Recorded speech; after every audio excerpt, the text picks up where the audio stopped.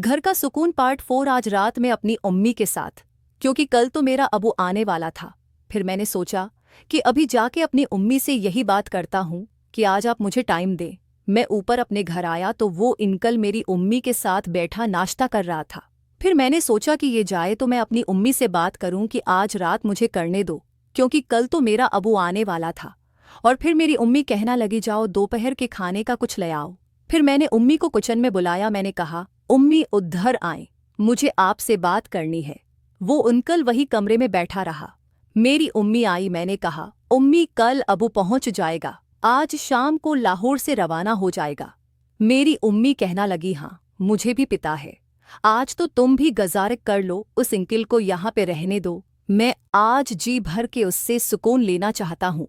मैंने कहा, अम्मी आपने सारी रात तो यही काम किया है, अभी तक आपका दिल नहीं भरा, आज इस अंकल को भेजें, आज मेरी बारी है। कल अबू आ गया था, मेरा काम तो नहीं होगा। मेरी अम्मी कहना लगी, तुम्हारी किस चीज़ की बारी है, क्या कहना चाहते हो? मैंने कहा, अम्मी और नहीं तो क्या, मैं आपकी मदद क्यों कर रहा था, मैं खुद आपको उस अंकल से क्यों मिलवा रहा था, मेरी भी तो यही शर्त थी। मैं भी आपके साथ करना चाहता था।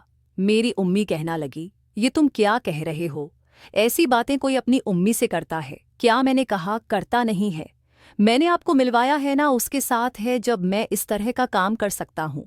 अपनी आंखों के सामने मुझे नहीं पता किया। रात को आप लोग क्या कर रहे थे उसने 3 दफ़ा किया है, आपके साथ मैं छोट छोट के देख रहा था।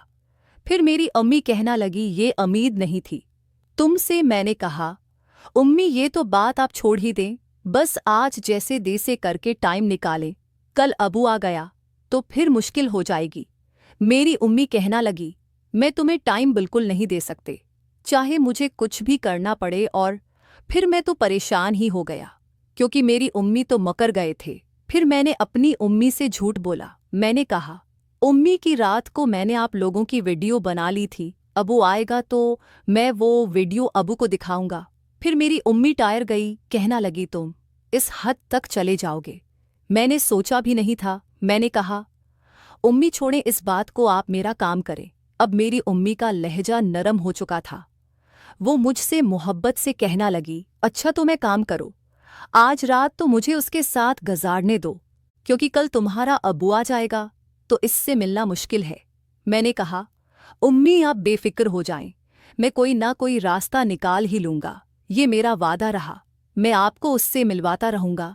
फिर मेरी अम्मी मेरी रिक्वेस्ट करने लगी, कहना लगी, मान जाओ ना, आज रात मुझे उसके साथ गुजारने दो, कल से तुम्हारा अबू आ जाएगा और हमें तो कभी भी मौका मिल सकता है, तुम तो यहीं रहते हो और तुम्हारा शक भी नहीं करेगा कोई। फिर मैं मान लिया। मैंने कहा, तो ये आप ठीक कह रहे हैं, हमें तो कभी भी मौका मिल सकता है, और दूसरी बात ये भी थी कि मेरे पास कोई सबूत भी नहीं था मैं उन दोनों का। तो फिर मैंने सोचा कि मैं उस मंजर की वीडियो भी बना लूँगा। मैंने कहा, अच्छा ठीक है, मैं आज रात तैयार हूँ, लेकिन कल या परस हूँ या जब भी मौका मिले आपने मुझे राज़ी करना है। मेरी अम्मी कहना लगे, ठीक है, वादा रहा। फिर मैं गया, बाजार से गोश्त ले आया और कुछ खाने की चीज़ें लेके आया। मेरी अम्मी ने फिर खाना बनाया और मैंने नीचे अपनी दुकान पे आ गया। दुकान पे आ गया तो मैंने अपने अबू को फ़ोन किया। मैंने कहा, सोचा अबू से पूछ लूँ कि वो कब आ रहे हैं। मैंने पूछा, अबू सुनाई कब आप रवाना हो रहे हैं? मेरे अबू कहने लगा कि मैं आज वेट जाऊँगा ट्रेन पे और कल किसी भी वक्त कराटी पहुँच जाऊँगा। फिर मेरे अबू ने दुकान का पूछा, काम का पूछा और मुझसे पूछा कि कुछ पैसे जमा हुए हैं। मेरे पास 20,000 रुपये जमा हो चुके थे। फिर मैंने अपने अबू को बताया। मैंने कहा, हाँ इतने पैसे आए थे। फिर मेरे अबू कहने लगा, घर पे सामान लेकर दिया कर, तुम्हारी उम्मा वहाँ पे अकेली है, वो बोर ना हो जाए, वो जो भी तुमसे मंगवाए पैसे की टेंशन नहीं लेनी। मैंने दिल में सोचा कि मेरी उम्मा ने यहाँ पे अपने खुश रखने का सामान ढूंढ लिया है।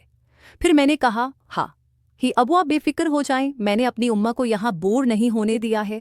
फिर मेरे अबू ने कारीगरों का हिसाब किताब बताया कि फलां बंदे को इतने पैसे दो और बकाया मुझे भेज दो। फिर मैंने अबू को बताए हुए तरीके पे अमल किया और कुछ पैसे कारीगरों को दिया और कुछ अबू को भेजवा दिए। मेरे पास अब जेब में सिर्फ 5,000 रुपये और ये मैंने छिपा के रखे हुए थे। पैसों का अबू को बिल्कुल भी नहीं पता था। फिर मैं दुकान पे लगा रहा, काम करता रहा और दोपहर के 2 बजे तो मैं घर पे पहुंचा।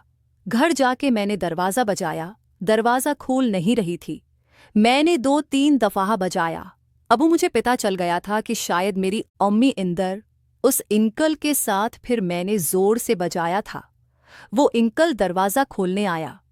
मैंने उसे पूछा कि मेरी अम्मी कहाँ है, तो वो कहने लगा वॉशरूम गई हुई है। मैं समझ गया था कि यहाँ पे क्या हुआ है। खैर मैं जाके सोफे पे बैठा और वॉशरूम से मेरी अम्मी आई। मुझे कहने लगी तो मैंने कहा हाँ अम्मी, भूख लग रही थी, खाना तैयार है। तो मेरी अम्मी मेरे लिए खाना लेके आई। इतने में मुझे अंकल कहने लगा कि बेटा खाना खा लो, मुझे स्टाफ तक छोड़ दो।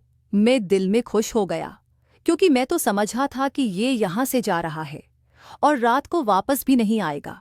लेकिन वो अंकल कहने लगा कि रात को 8-9 बजे मैं वापस आ जाऊंगा, मुझे कहीं से मुझे पैसे लेने जाना है। मैंने कहा अच्छा अंकल, मैं खाना खा लूं। फिर मैंने खाना खाया और उस अंकल को लेके बाहर आ गया। उसको दुकान के सामने से रक्षा करवा के दिया और फिर वो अंकल चला गया। इतने में शाम भी हो गई थी और फिर मेरी अम्मी ने मुझे फ़ोन किया। मुझे कहने लगी रात का खाना मैं घर पे नहीं बना रही, तुम ऐसा करो होटल से कोई अच्छा सा खाना बनवा लेना। फिर मुझे थोड़ा गुस्सा आया क्योंकि इतनी खदमत तो मेरी अम्मी ने मेरी भी नहीं की।